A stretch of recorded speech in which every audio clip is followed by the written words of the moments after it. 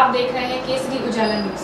Maharashtra BJP के प्रदेश अध्यक्ष चंद्रशेखर बावनकुळे ने लोकसभा चुनाव नतीजों को लेकर महाविकास आघाड़ी पर निशाना साधा है।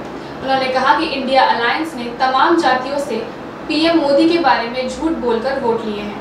हम इनके झूठ का पर्दाफाश करेंगे। इसके साथ उन्होंने पार्टी की आगामी रणनीति को लेकर भी जिक्र किया है। चलिए देखते हैं कि आगे उन्होंने और क्या कौन से टॉपिक्स पर अरे बैठूंगा तो ऐसे बैठो। आज महाराष्ट्र कोर कमेटी की बैठक हुई है और इस बैठक में अभी जो चुनाव हुए हैं महाराष्ट्र में उस चुनाव का विश्लेषण किया। महाविकास आघाड़ी और कांग्रेस के नेताओं ने, खासकर शरद पवार जी, उद्धव ठाकरे जी और कांग्रेस के नेता है, इन्होंने झूठी बात लोगों को बताकर वोट लिए। कभी ये कहा कि मोदी जी संविधान बदल देंगे, झूठा कहा। आदिवासी समाज को कहा कि हमारे सारे हक छीन लेंगे, झूठा कहा महाविकास आघाड़ी ने। महिलाओं को कहा कि हम हर महीना खटाखट 8,500 रुपये देंगे, झूठ कहा।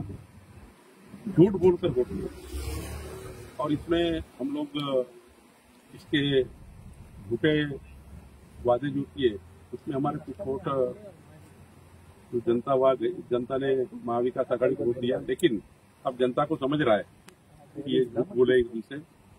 हमने पूरे लोकसभा का विश्लेषण आज किया।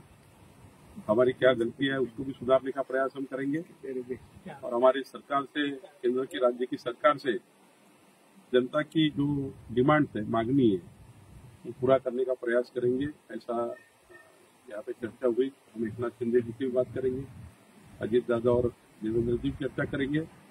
सरकार की माध्यम से भी हम काम करेंगे, संगठन का भी काम करेंगे।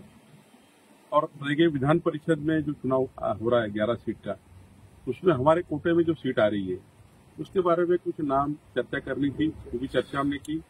सामाजिक तौर पर, भौगोलिक आधार पर हमने कुछ नाम तय किए हैं। केंद्र में जाएंगे, केंद्र में अंतिम निर्णय। सर, एक प्रश्न तुमच्या या उत्तरातून असा पडतो की महाविकास आघाडीने नेमका खोटा प्रचार केला होता असं तुम्ही म्हणताय। आता विधानसभेसाठीची रणनीती ठरलेली आहे का या बैठकीमध्ये? काय नंतर रणनीतीवर चर्चा झाली? महाविकास आघाडीने जो खोटारडेपणा केला, जनतेला फसवलं, मागासवर्गीय जनतेला फसवलं, त्या ठिकाणी आदिवासी जनतेला त्या ठिकाणी फसवलं, खोटं बोलले, महिलांना खोटं बोलले, असे अनेक विषय आहेत ज्यातनं महाविकास आघाडीने मतं घेतली।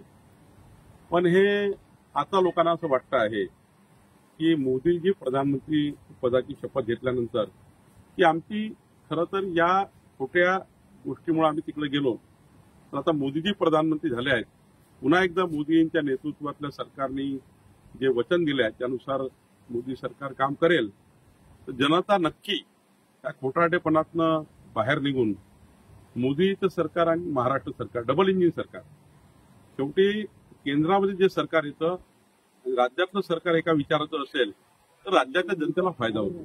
आणि त्यामुळं केंद्रातल्या सरकारने आता जे काम करणार आहे केंद्र सरकार, त्या सरकारचा पूर्णपणे उपयोग या ठिकाणी महाराष्ट्राच्या जनतेकरता होईल।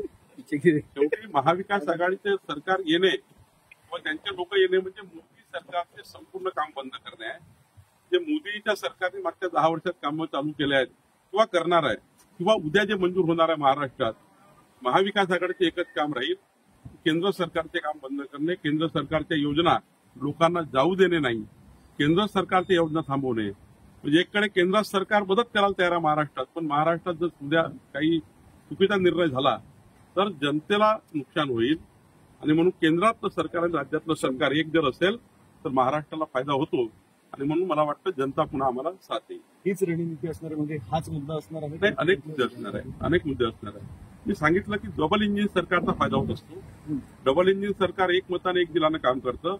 ज्या ठिकाणी असं जे खोटं बोलणारे लोक आले, हे खोटारडे आले, हे खोटारडे पुन्हा खोटं बोलतील, मोदींच्या योजना बंद पाडतील। जसं उद्धव ठाकरे सरकारमध्ये 2.5 वर्ष मोदीजी महाराष्ट्राला खूप मदत करायला तयार होते आणि प्रत्येक गोष्टीची मदत द्यायला तयार झाले, त्यांना घेऊन जायला तयार झाले। पण उद्धव ठाकरे कधीही मोदीजी सरकारकडे गेले नाही, बसून राहिले, मंत्रालयात आले नाही, विधानमंडळात आले नाही आणि एकही योजना मोदी सरकारची कोरोनाच्या काळात सुद्धा मोदीजींनी खुला हात दिला होता.